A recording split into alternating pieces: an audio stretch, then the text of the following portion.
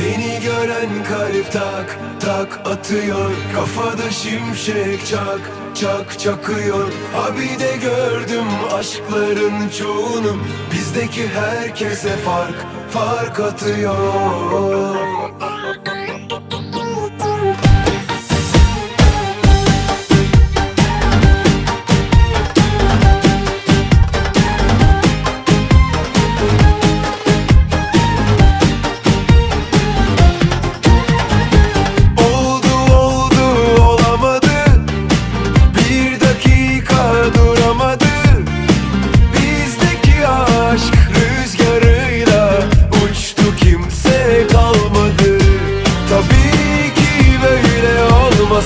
Da senin gözlerinden pay var.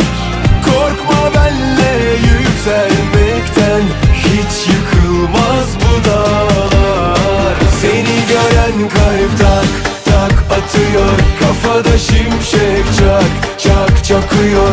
Abi de gördüm aşkların çoğunu, bizdeki herkese fark fark atıyor. Seni gören kalp tak tak atıyor, kafada şimşek çak çak çakıyor. Abi de gördüm aşkların çoğunu, bizdeki herkese fark fark atıyor.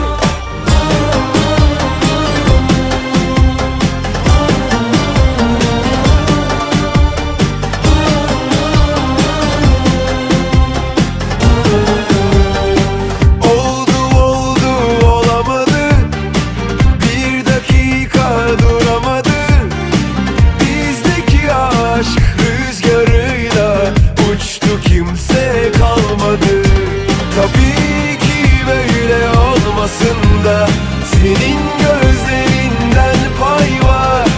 Korkma benle yükselmekten, hiç yıkılmaz bu dağlar. Seni gören kalp tak tak atıyor, kafada şimşek çak çak çakıyor. Abi de gördüm aşkların çoğunu, bizdeki herkese fark fark atıyor. Seni gören kalp tak tak atıyor, kafada şimşek çak çak çakıyor. Abi de gördüm aşkların çoğunu, bizdeki herkese fark fark atıyor.